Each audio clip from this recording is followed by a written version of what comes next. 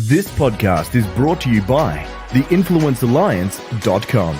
Want to influence real change with your message by becoming known as a trusted authority in your industry while building a sustainable and scalable business you love? Find out how by accessing our free podcast series at www.theinfluencealliance.com/podcast series. That's theinfluencealliance.com/podcast series. And welcome to another episode of the Ambitious Entrepreneur Show, and that is brought to you by the Influence Alliance. Now, my guest today says life is too short to play small. Surround yourself with awesome people, make a difference, and enjoy life. And joining me on today's show is Carmen Williams. And if you recognize her name, that is because she has been a previous guest.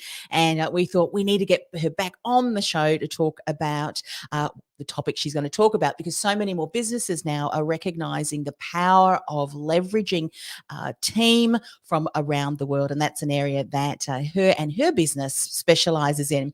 Now, let me share a little bit about Carmen. Carmen was once a high achieving scientist who started university at 16, and she gave up all of that to be a semi-broke entrepreneur with big ideas but no clue about how to implement those ideas. Now, these days she owns a very successful VA business with a team of over 82 talented people supporting Australian businesses around Australia to get stuff done. Now, on today's show, Carmen is going to share the key mistakes that business owners make when working with a VA so that you can avoid making these same mistakes. She's also going to talk about the magic question to help you find out if your VA really understands what you have just delegated. How many of us may recognize that, as well as the exact strategies that we can use to support our VA to show initiative and come up with some really great ideas to grow the business. So welcome to the show, Carmen. Hello, Anne-Marie. It's been a while. And I think the last 2+ years have opened up so many more opportunities and new clients for you, being that all of a sudden, all of these businesses were forced to go online. And of course, you've been in the business for some time, with VAs and so forth. So we knew already, and myself too, have got some incredible VAs, and we knew the power of being able to tap into virtual teams. But there's still entrepreneurs and businesses who are struggling when it comes to hiring and obviously managing, because it brings a whole new set of awareness, skills, tools to be able to successfully manage and run a team that may never have met before, because you've got a wonderful team of 82. How many have you met in person? I haven't met any of them yet. Even our team member in Brisbane who started last year, we haven't met her yet, but I feel very connected to them.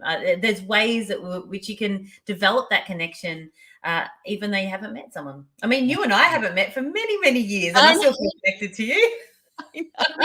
I know. We always kind of, it does full circle, doesn't it? And thought, yeah, let's connect again and share some of this valuable content. So one of the things that I know that you share, and many business owners, many entrepreneurs have heard about the benefit of hiring a team, because we often, as entrepreneurs, as CEOs, as founders of our business, become the bottleneck.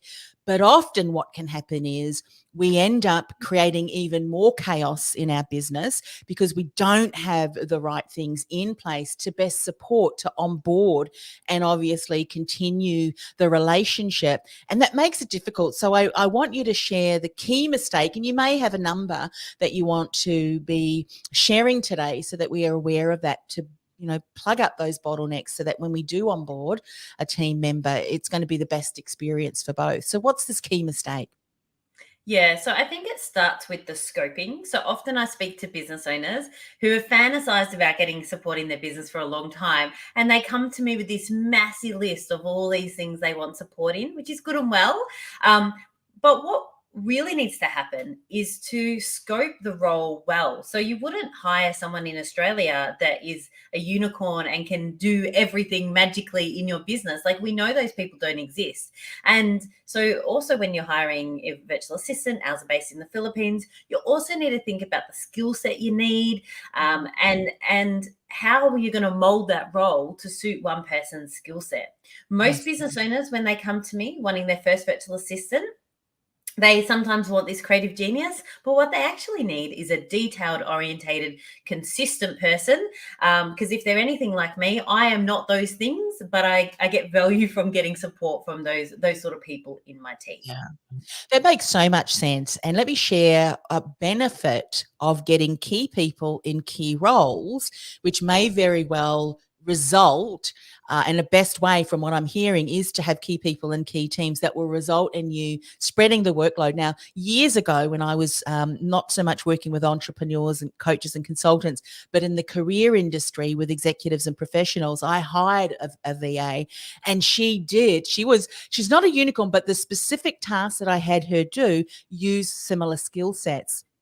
And one of those skill set was to upload the articles that I wrote about finding your dream job. There was other things that she did too, but this was a lesson that I learned, to have key people across the company, so to speak, the business. And she came to me one day after several months, Carmen, and she said, look, I wanted to hand my notice in. She said, because as I'm uploading these articles, I'm reading through the points that you're sharing, and I realized this is not my dream career. So obviously, the next time I hired a team member, I said, upload these articles, just don't read them. But no, not really, in all seriousness. Find someone who really was really skilled, but also loved that work. But it's true, isn't it? So as businesses, what you've just said actually is a benefit too, because that means that if someone does tend to move on, or their skill set changes and evolves, and they need to move on, you're not losing all of that corporate, the trust and the awareness of your company when that person leaves. So that's another benefit that I personally experienced. Yeah, for sure. I think, whenever you've got people working in your business, obviously there are some times where, it doesn't work for either party. And, there've been instances where some of the virtual assistants are moving on to bigger and greater things. And so what I do is I work with the business owner to go, okay, well, let's work out the best way for you. So often when one virtual assistant leaves on good terms, they might stay around and train the next virtual assistant for a little while as well. Or, just come back for an hour a week and just provide support for the new virtual assistant. So yeah, it's not clockwork. They're not gadgets. They're people, as you know. But it's about having those conversations and making it work for everyone. Yeah. One of the things that we touched on, and I'd love you just to share a little bit more and some insights into this. And of course, everything that you're sharing today, you actually do have a team, and the way in which you have set things up really helps streamline this for businesses. So they can either do it on their own, or towards the end of today's interview, we'll give Carmen an opportunity to speak and share more about how you might work with her and her wonderful expanding team of VAs. So one of the things that I have found that many business owners struggle with is to get some of those systems in place. Because a lot of times I would say that your ideal client has got the things that they want to do in their own head. They've been doing that task or multiple tasks. So one of the things they've got to realize is, you can't hire, unicorns are far and few between. They've probably been hired. So you need to understand, what is the skill set? What is required of this person? Is it more analytical? Is it the follow through? Those kind of things. But then it's the steps, isn't it?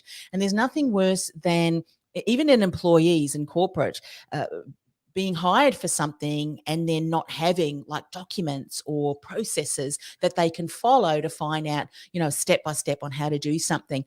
How many businesses do you work with that you are still finding they don't actually have that documented? They don't have those systems or some form of training to onboard and support the team? Yeah. Look, I say to business owners when they confess to me, I don't have it all documented, I don't have it all sorted. I say to them, that's a relief, because if you told me you had it all perfect, your I's dotted and your T's crossed, I'll think you were a psychopath.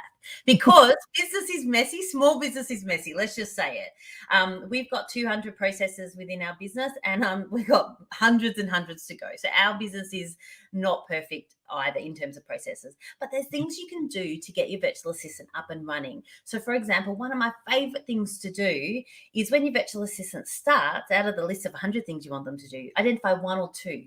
And then for those one or two, either jump on a Zoom call, which they can record, or do a Loom video and take them through. So you put this there, and this is what I'm thinking there, and this is the rationale here. And so next time you're doing, the task, like sending out an invitation for a podcast, for example, you just record that. So then your virtual assistant can replicate that next time. So you don't have to have everything perfect, but you need to know the processes enough to be able to guide someone through it.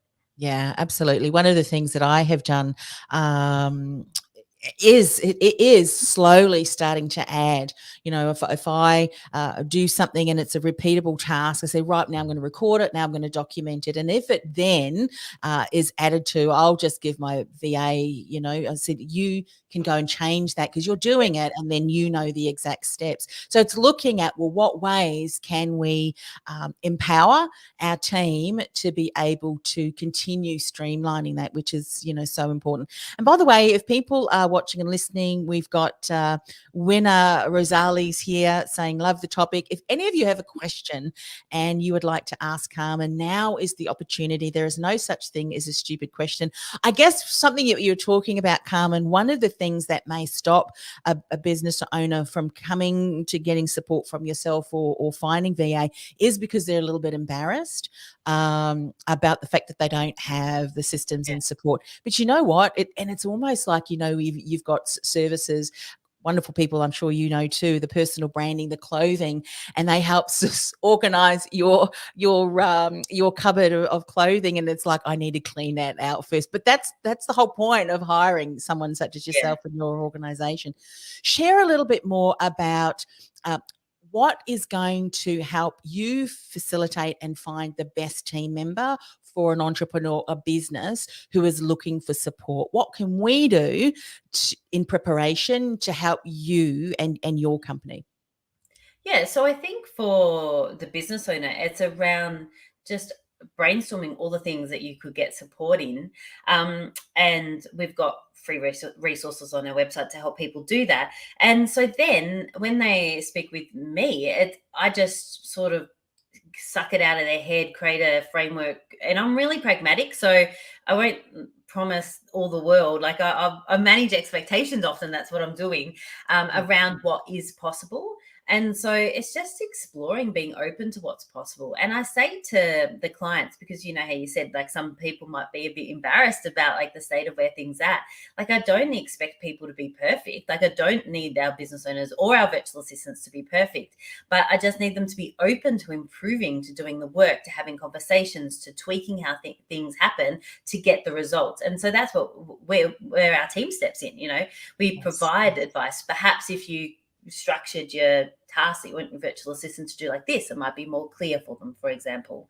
So so I think that's quite good, because it is a vulnerable thing getting support in your business for the first time. You haven't done it before. There's all this unknown. How do you delegate? Are you a good delegator? You might not be the best, and it's a joy supporting people who want to be supported through that. Yeah.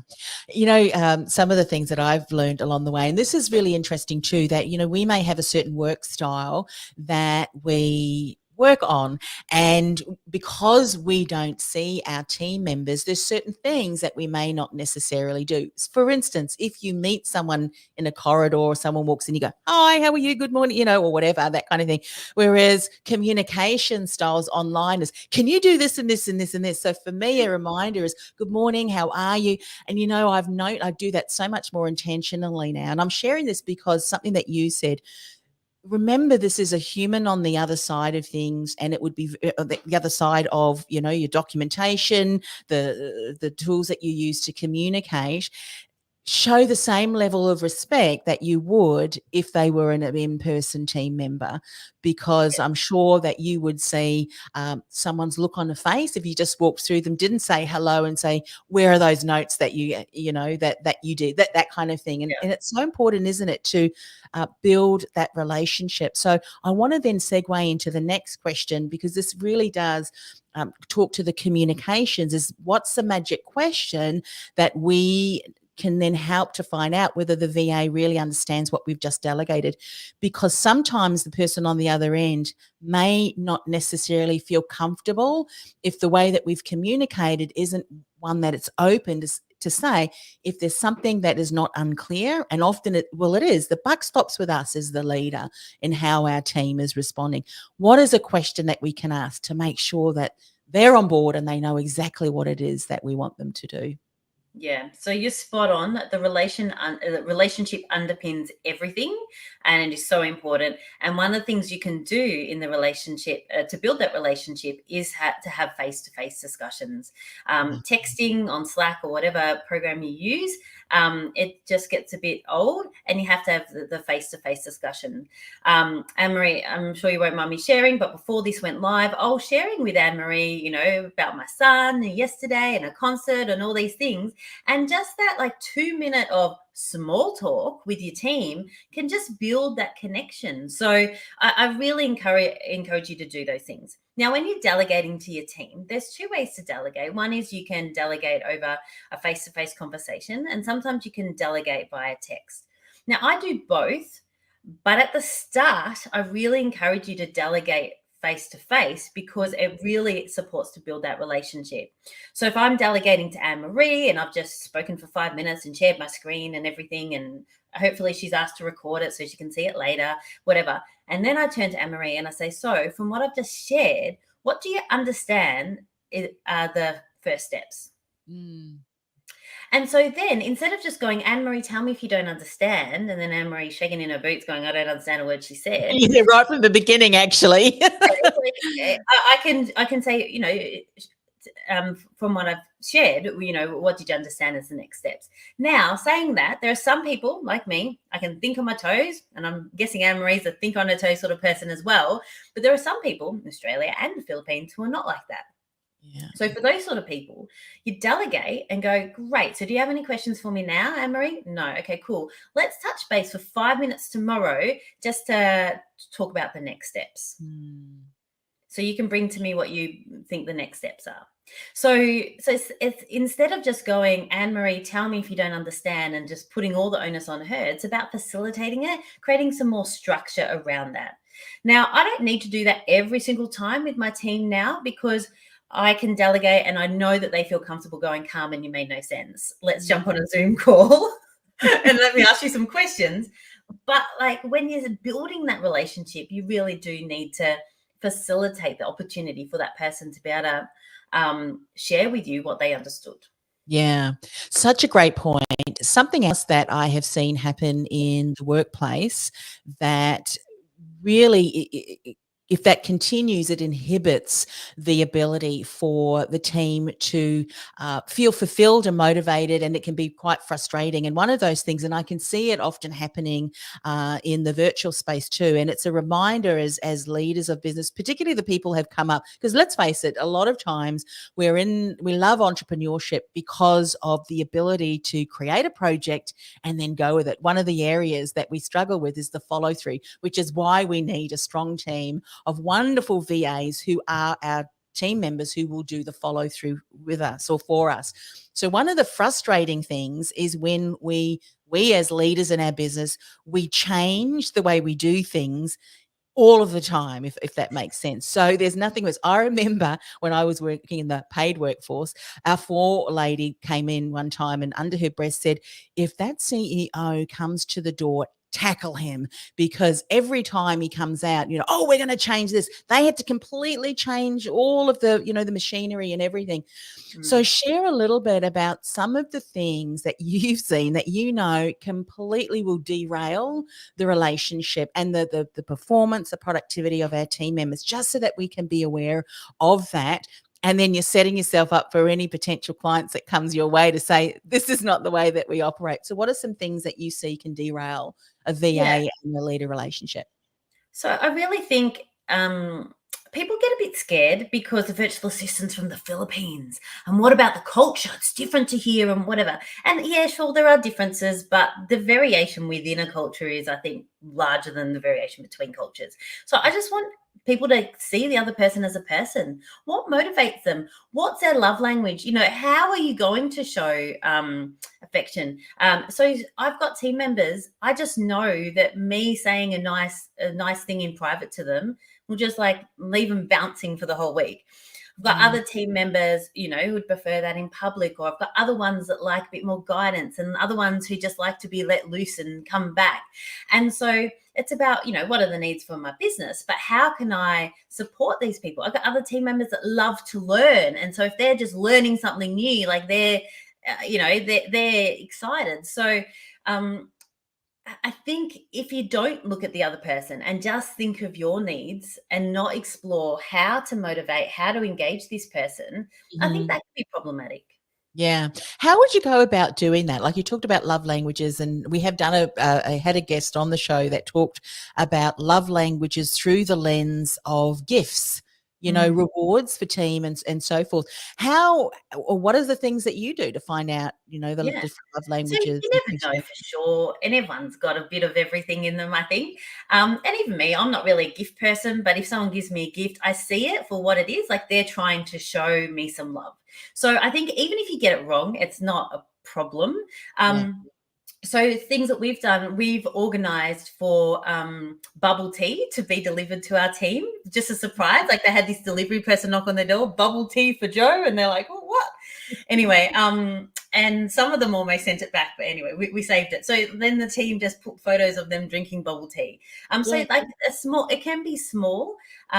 We're big on acknowledgement, both in private, but also in a team, both in team meetings, also on Slack, just, sharing examples of what we value in our team. So they're really small things.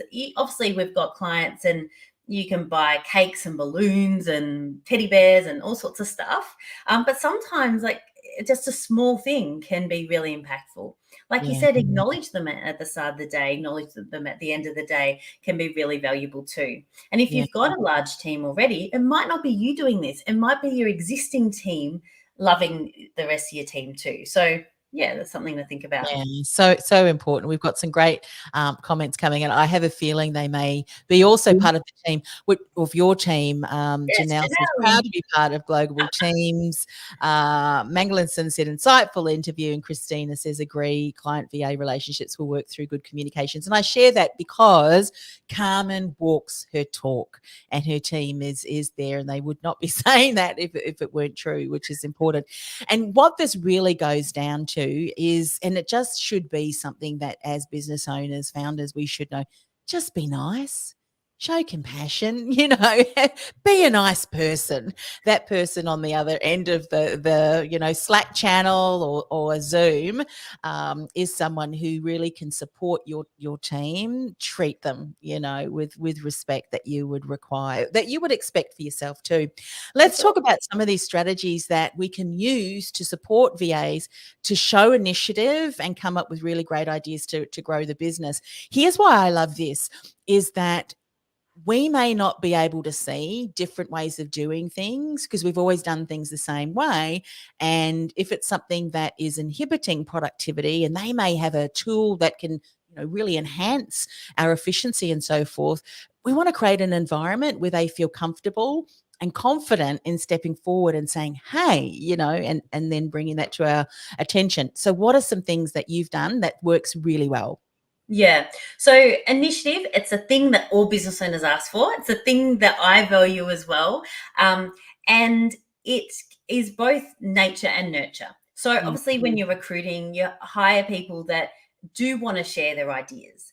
but they need to feel secure to share their ideas. So I had one team member in the early days, he made a mistake and he didn't tell me, and I caught the mistake and I said to him, "Why didn't you tell me?" And he goes, "Carmen, I would have been sacked in my old job if I made this mistake." And so he's now been with us for years. He still makes mistakes every now and again, but he fixes them and he tells me about the mistake and the fix. And so it just demonstrates to you, like, he's such a great team member.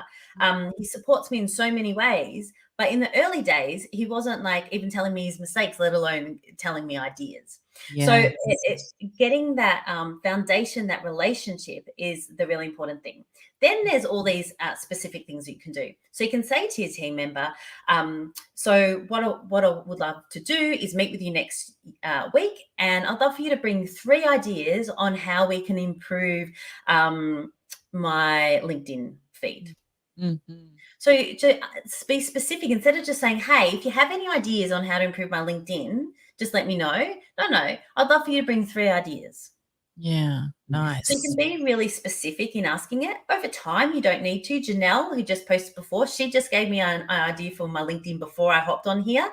So I didn't need to facilitate that, but it's because we got that relationship. It's because she knows I value it, and she knows that when she's brought ideas to me in the past, that I listen to them. They don't always happen, but we have a chat and we explore, what we could do with it.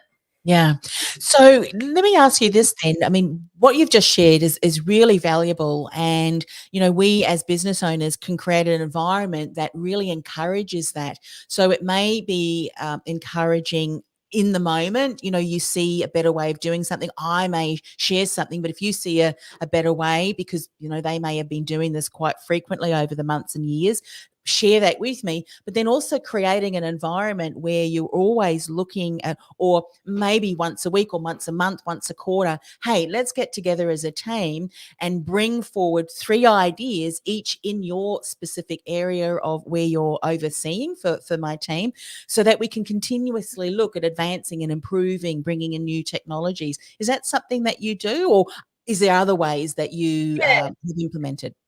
So we've got it incorporated into a lot of things. So we've got it a structured way and also ad hoc. So it's not unusual for especially the marketing team to go, "Carmen, can we jump on a Zoom call? I want to share with you my idea." So that's really exciting to me. I love that sort of stuff.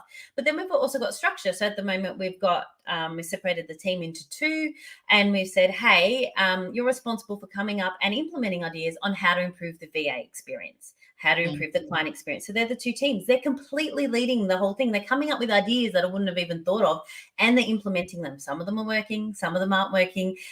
So they've got a whole heap of ownership over that. So it takes time and nurturing the relationship. And the other thing I do is with the acknowledgement, I'll, type in Slack, "Hey, thanks Janelle for that idea. It's really impacted on this." Or Sheila suggested an idea, and whenever because people go, "Oh, thank you, Carmen, for that. It was an idea around the staff," and I'm like, "Well, thank you, Sheila. She's the one who suggested it to me." So it's just sharing with everyone that I value ideas and I like receiving them. So yeah. Yeah. One of the things that you kind of see as a business owner, that the reason why you hire VAs is so that you can then separate yourself from a lot of the day-to-day tasks. Some businesses may have multiple different VAs. So one of the things that we don't want to also have happen is that we start to, as a business owner, have to oversee the teams and then communicate within the teams. So my question is this: how do you get to a certain level, Carmen? And then, because we always need to kind of future pace too, isn't it, to see where the business is going, so that we hire or at least find someone that can step in. We do need to do that before we need them, so that they're ready to go. So talk a little bit. We've talked about, understanding, hey, you need admin, you need this, you need that. But there comes a time too, don't we, that we have kind of like a project manager, someone who integrates between you as the CEO, the visionary, and the rest of your team. Can you share some insights with us as businesses? What have you guys done to kind of gauge whether one of your clients is at that stage? Look, you've got your VAs, but I think we need to now put a project manager, someone who can oversee, the team and projects. What insights can you share there? Yeah, so there's two frameworks that come to mind. Sometimes business owners come to me, they've already got an established team in Australia. And the business owners who are a little bit flighty and visionary and not really enjoying the details. What I say to them is, hey, do you already have a team member who would be overseeing this virtual assistant? And so then we engage that team member in the scoping and the whole process, because that team member needs to feel ownership and be on board. And what that does for the business owner means that their team are getting the support, but they don't need to take every detail. Not everyone out there has already got an established team in Australia.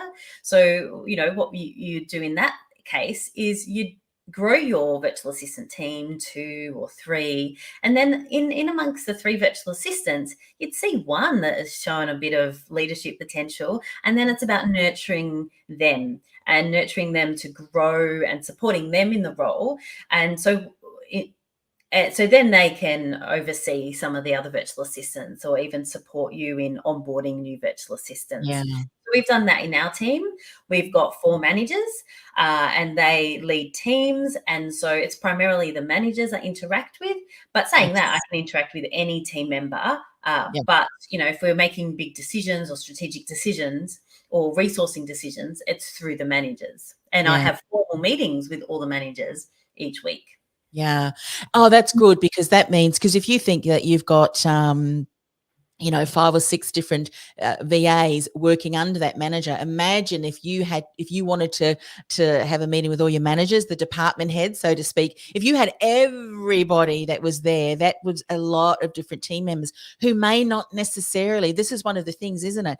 Where you're looking at team efficiency. Not everybody has to be at the meeting, but your department heads, your managers, certainly, so that they can understand the vision of the business, what needs to be done, and from there. It's their role to then be able to delegate and then oversee, to make sure that everything is working well. So important. I mean, how many meetings have we all been to thinking, I really don't need to be here? But the managers certainly is, because here's another thing that we often see in corporate, and we don't want to mirror this in our small businesses, is that departments don't talk to one another. The marketing doesn't talk to the sales, and you can really, things can slip through the cracks.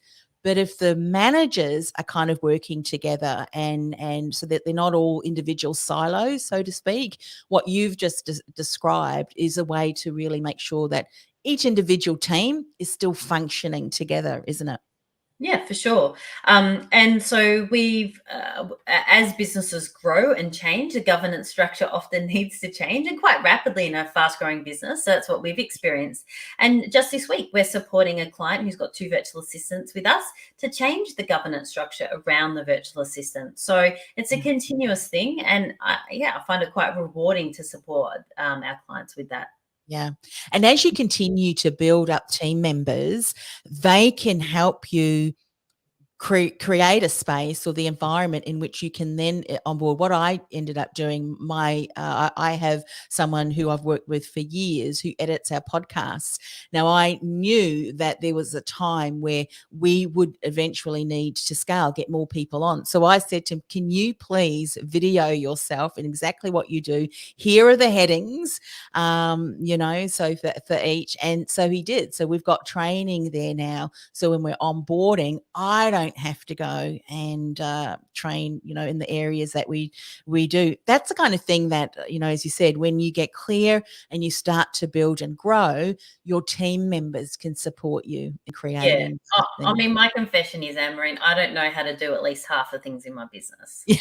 Like, at some stage, if you might have done it, but now I was like sending out a broadcast email, connecting with people on LinkedIn. Yeah. Yeah. Love that. I mean, and we've just scratched the surface. But some of the things that you're saying, I'm kind of doing an internal check because I actually went out and hired a tech VA. It was someone who was highly skilled in technology. And it's wonderful because, now we've got kind of the systems all set up and now, can you do this? Can you do that? And it's wonderful. So, all right, without further ado, Carmen, share a little bit more about how people can get in contact with you. What's the best way if they see that they have a need and they would love to chat? Yeah, so the best way to reach out is our website, so globalteams.com.au. On the website, we've got a whole heap of free resources to help you get clear on the sort of things virtual assistants can do, the best ways to communicate with them. Are you even ready for a virtual assistant? So go check out those resources because they'll set you on the right path. Fantastic. Well, as always, thank you for coming back on the show, sharing your expertise. Each time you come on the show, you've grown as well your business, which is wonderful because that means that there's certain things that you've had to implement to be able to do that.